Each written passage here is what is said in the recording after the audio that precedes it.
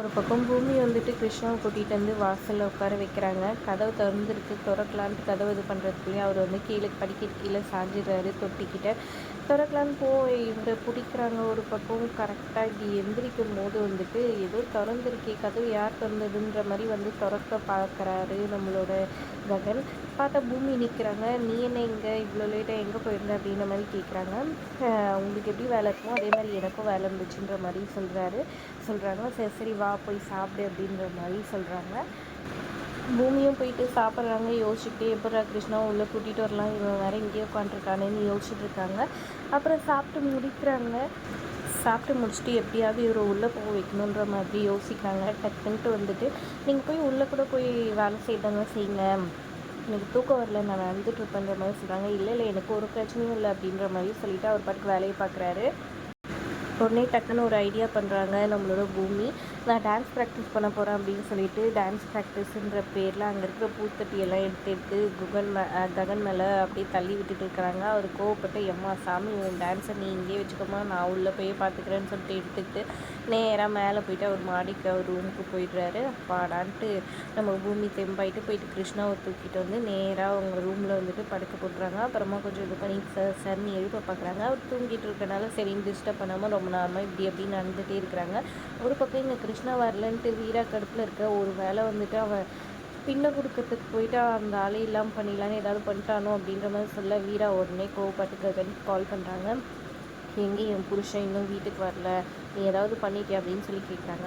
நான் அவரை ஏதாவது பண்ணணுன்னா இத்தனை வருஷம் வெயிட் பண்ண வேண்டிய அவசியமே இல்லைன்னு சொல்கிறாங்க. ஆமாம்ல, அதுவும் கரெக்ட் தான் அப்படின்ற மாதிரி யோசிக்கிறாங்க. அப்போ அவர் எங்கே போயிருப்பார், ஏதாவது 3வது சேனல் ஓப்பன் பண்ணிட்டாரோ நான் சொல்லிட்டு கலாய்ச்சிட்டு ககன் பேசிகிட்டு இருக்கிறாரு. கரெக்டாக கதவு திறந்துருக்கு. பூமி ரூமுக்கு ஆப்போசிட்டில் தான் நின்று பேசிகிட்ருக்காரு. பூமி கரெக்டாக ககன் பேசிகிட்டு இருக்கிறத பார்த்துறாங்க. டக்குன்னு அவர் திரும்பி வர நேரத்தில் இப்படிக்கா போயிட்டு அவங்க கதவு க்ளோஸ் பண்ணிடுறாங்க. நல்ல வேலைடா தப்பிச்சோன்னு சொல்லிவிட்டு அப்படியே அங்கே கீழே உட்காந்துட்ருக்காங்க. அப்படியே தூங்கி சரிஞ்சு அங்கேயே கீழே படுத்து தூங்கிடுறாங்க. ஒரு பக்கம் இங்கே வீரா அவங்க புருஷன் வரவேலையே நட்சத்திரத்துலேயும் புலம்பிக்கிட்டே இருக்கிறாங்க. இன்னொரு பக்கம் வந்து கிருஷ்ணா வந்துட்டு எந்திரிச்சிடுறாரு. எத்தனை மணிக்குன்னு பார்த்தீங்கன்னா 4:15.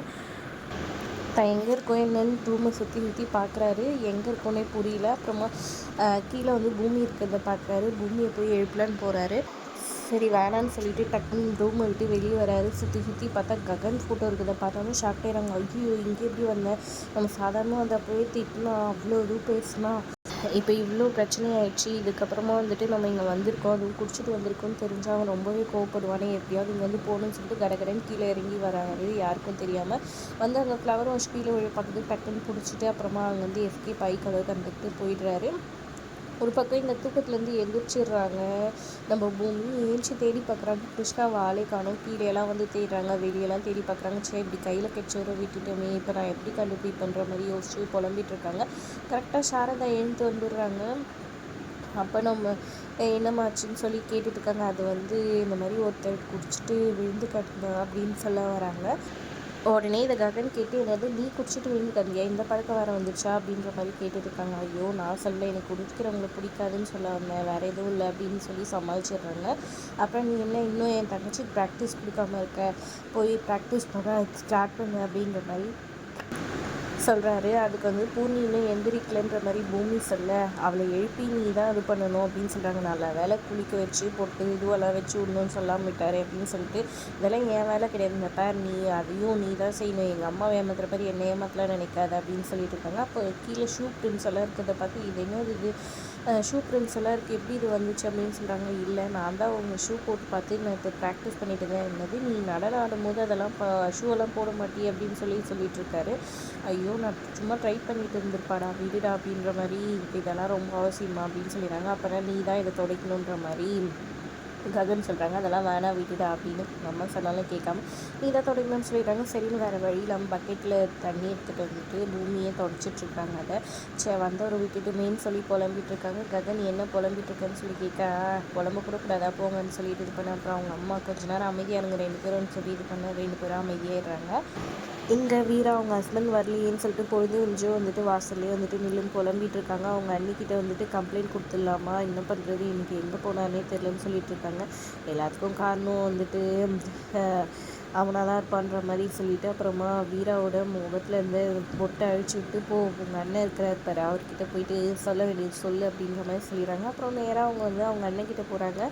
அவர் வந்து தங்கச்சி நெத்தியில குங்குமம் இல்லைன்னு பார்த்த உடனே வந்துட்டு இதெல்லாம் வந்துட்டு என்னாச்சு அப்படின்னு அபூர்வா கிட்ட கேட்க, அப்புறம் வந்துட்டு அந்த குங்குமம் இருக்கவே கூடாதுன்னு சில பேர் பிளான் பண்ணுறாங்க அப்படின்ற மாதிரி சொல்கிறாங்க. யார் இது அப்படின்னு சொல்லி கேட்க கரெக்டாக கிருஷ்ணா வராரு. தோ இவர் தான் அப்படின்ற மாதிரி சொல்கிறாங்க. அவர்கிட்டே கேளுங்கன்னு சொல்கிறாங்க. உடனே கோவப்பட்டு கிருஷ்ணா என்னது அதெல்லாம் எதுவும் தெரியாது, நான் வந்து குங்குமத்தை இது பண்ணணுன்னால நான் எதுவும் நினைக்கலன்னு சொல்லிட்டு இருக்காங்க.